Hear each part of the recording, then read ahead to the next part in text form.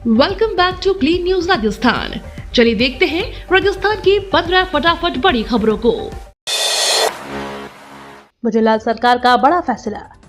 राजस्थान पंचायती राज विभाग ने गुरुवार को एक आदेश जारी करते हुए जिला कलेक्टरों के अधिकारों में बदलाव किया है, जिसके मुताबिक अब जिला कलेक्टर सरपंच प्रशासकों को नहीं हटा सकेंगे।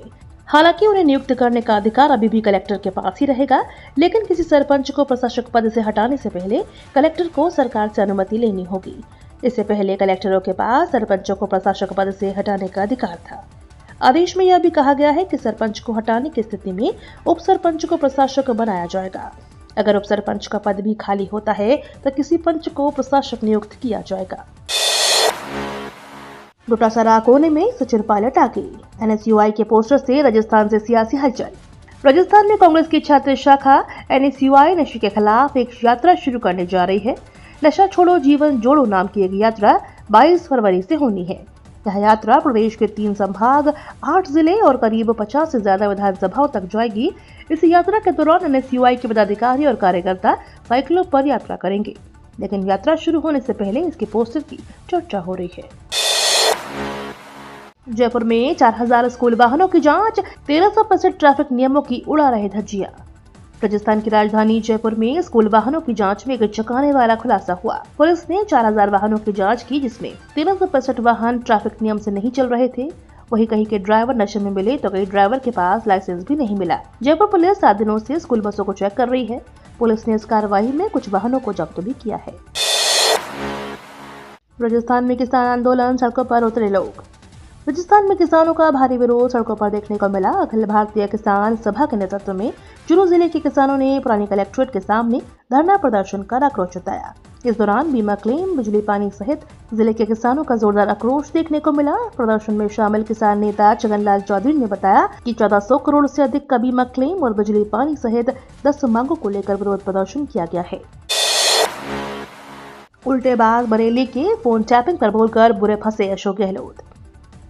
फोन टैपिंग को लेकर राजस्थान की राजनीति में नया उछाल आया हुआ है। भजनलाल सरकार के सीनियर मंत्री किरोड़ीलाल मीणा को पार्टी की ओर से नोटिस दी जा चुकी है, जिसे कांग्रेस मुद्दा बनाकर आगे बढ़ रही है। कांग्रेस अध्यक्ष गोविंद सिंह डोटासरा, टीकाराम जूली, सचिन पायलट के साथ साथ अशोक गहलोत भी इस मुद्दे पर सरकार को घेर रहे हैं। हालांकि पूर्व सीएम अशोक गहलोत को फोन टैपिंग के मामले पर बोलना उलट पड़ गया। गहलोत ने जैसे ही इस मामले पर सवाल उठाया, भाजपा नेताओं ने उन्हें आड़े हाथों लेते हुए उनके समय पर हुए कांडों की कहानी सुनाने लगे। देर से ऑफिस आने वाले कर्मचारियों की अब खैर नहीं, सरकार लेगी एक्शन। राजस्थान के सरकारी कार्यालयों में विलंब से आने वाले और बिना अनुमति अनुपस्थित रहने वाले कार्मिकों के खिलाफ कठोर कार्रवाई की जाएगी। मुख्यमंत्री शर्मा के निर्देश है कि सरकारी कार्यालय में आने वाले आमजन के कार्य जल्द से जल्द हो, उन्हें इसमें कोई असुविधा न हो। इसके लिए सरकारी कार्मिक निर्धारित समय पर अपनी सीट पर बैठे समस्याओं का समाधान करें, आमजन को सरकारी योजनाओं के लाभ, पात्रता, आवेदन प्रक्रिया की जानकारी दें। इस निर्देश की अनुपालना सुनिश्चित करने के लिए प्रशासनिक सुधार एवं समन्वय विभाग ने विभिन्न टीमों का गठन किया है, जो निरंतर कार्यालयों में जाकर फीडबैक ले रही है। राजस्थान से उठी जाति जनगणना की मांग। राजस्थान के पूर्व सीएम अशोक गहलोत ने मोदी सरकार से जाति जनगणना करवाने की मांग की है। उन्होंने एक्स पर पोस्ट करते हुए लिखा कि सिर्फ जाति तक सीमित नहीं, जातिगत जनगणना सामाजिक सुरक्षा योजनाओं के लिए बेहद जरूरी है। आपको बता दें, इससे पहले भी कई मौके पर अशोक गहलोत जाति जनगणना की मांग उठा चुके हैं। वहीं कांग्रेस पार्टी के वरिष्ठ नेता और लोकसभा के नेता प्रतिपक्ष राहुल गांधी भी लगातार जातिगत जनगणना की मांग करते रहे हैं। काली पट्टी बांधकर पहुंचे बीजेपी पार्षद। जोधपुर शहर के विकास को लेकर नगर निगम उत्तर की ओर से 738 करोड़ रुपए का बजट महापौर कुंती देवड़ा की ओर से पेश किया गया, लेकिन बैठक हंगामेदार रही। 2 दिन पहले बजट को लेकर बैठक होनी थी, लेकिन कांग्रेस बोर्ड के पार्षदों ने ही वॉक ओवर कर दिया था। ऐसे में गुरुवार को दोबारा बैठक होने पर विपक्ष भाजपा के पार्षद बजट बैठक में काली पट्टी बांधकर विरोध जताते हुए नजर आए। बैठक में सूरसागर विधायक देवेंद्र जोशी और शहर विधायक अतुल भंसाली भी पहुंचे। राजस्थान के अधिकारियों ने बेच दी 30 करोड़ की 111 बीघा सरकारी जमीन। बीते दिनों राजस्थान के बाड़मेर जिले में एक बड़े जमीन घोटाले का मामला सामने आया। भारत पाकिस्तान बॉर्डर से सटे इलाके में तैनात एसडीएम पर 2350 बीघा जमीन किसानों के कोड़ियों के भाव खरीद कर सोलर कंपनियों को करोड़ों में बेचने का आरोप लगा था। इस मामले की जांच अभी चल रही है कि प्रदेश में से एक और जमीन घोटाले की मामला सामने आया।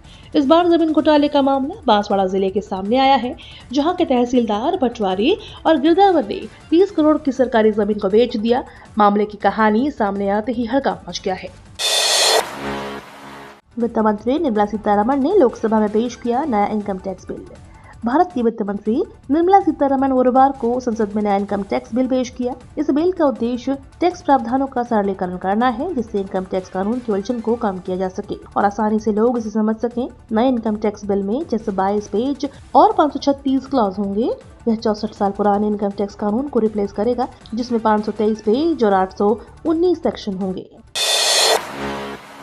राजस्थान में फरवरी में दूसरी बार कांपी धरती, दहशत में घर छोड़ भागे लोग। राजस्थान में 13 फरवरी यानी गुरुवार शाम लगभग 5:28 पर भूकंप आया, जिसके झटके महसूस किए गए हैं। साथ ही जालौर और सिरोही के कुछ इलाकों में 3 से 4 सेकंड तक धरती कांपती रही। फिलहाल भूकंप की तीव्रता और केंद्र की आधिकारिक पुष्टि नहीं हुई। इसके अलावा आबू रोड, देवदार और माउंट आबू के साथ आसपास के इलाकों में लगभग झटके महसूस किए गए। साथ ही लोग घरों और दुकानों से बाहर निकले और एक दूसरे को फोन पर जानकारी दी। अब तक भूकंप के झटकों से कोई नुकसान की जानकारी नहीं मिली। इस पर प्रशासन नजर रखे हुए हैं और लोगों को सतर्क और शांति बनाए रखने की अपील कर रहा है। प्रयागराज संगम में सचिन पायलट ने लगाई आस्था की डुबकी। संगम नगरी प्रयागराज में आयोजित महाकुंभ में कांग्रेस नेता और राजस्थान के पूर्व मुख्यमंत्री सचिन पायलट ने गुरुवार को आस्था की डुबकी लगाई। स्नान के बाद उन्होंने सोशल मीडिया पर तस्वीरें साझा करते हुए देश और प्रदेश की समृद्धि और खुशहाली का कामना की। सचिन पायलट ने पोस्ट में लिखा कि आज श्रद्धा और आस्था के प्रतीक महाकुंभ में संगम में स्नान किया। इस पवित्र अवसर पर देश प्रदेश की प्रगति और खुशहाली की कामना करता हूँ। अन्नदाता की उम्मीदें, कृषि परियोजनाओं में बढ़ेगी सब्सिडी। पिछले साल के बजट में किसानों के लिए राज्य सरकार ने कई महत्वपूर्ण घोषणाएं की थी, जिनमें से ज्यादातर बजट घोषणाओं पर तेजी से कार्य हो रहा है। पिछले बजट में 1,45,000 लंबित कृषि विद्युत कनेक्शनों को जारी करने और किसानों को दिन में बिजली उपलब्ध कराने का लक्ष्य तय हुआ था। इस बार लंबित कृषि विद्युत कनेक्शन तो पूरी तरह से निस्तारित किए जाने की उम्मीद है।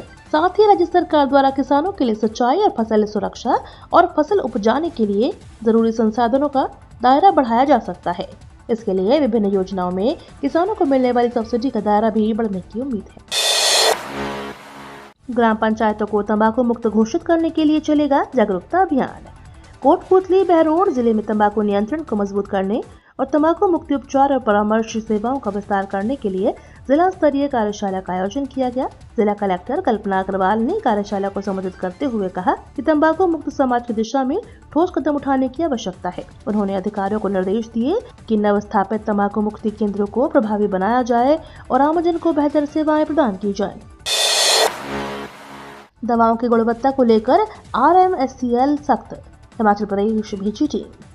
मुख्यमंत्री निःशुल्क दवा योजना के प्रभावी संचालन और आमजन को गुणवत्तापूर्ण दवाओं की आपूर्ति सुनिश्चित करने के उद्देश्य से राजस्थान मेडिकल सर्विसेज कॉर्पोरेशन की 4 सदस्यीय टीम ने हिमाचल प्रदेश के बद्दी में विभिन्न दवा निर्माता कंपनियों का औचक निरीक्षण किया। RMSCL की प्रबंध निदेशक नेहा गिरी के निर्देशन में बद्दी गई अधिकारियों की टीम ने रैंडम आधार पर उन दवा निर्माता फर्मों की जाँच की जो RMSCL में दवाओं की आपूर्ति करती है। ये तो थी राजस्थान की बड़ी खबरें। रोजाना सबसे पहले अपडेट पाने के लिए क्लीन न्यूज राजस्थान को अभी सब्सक्राइब करें।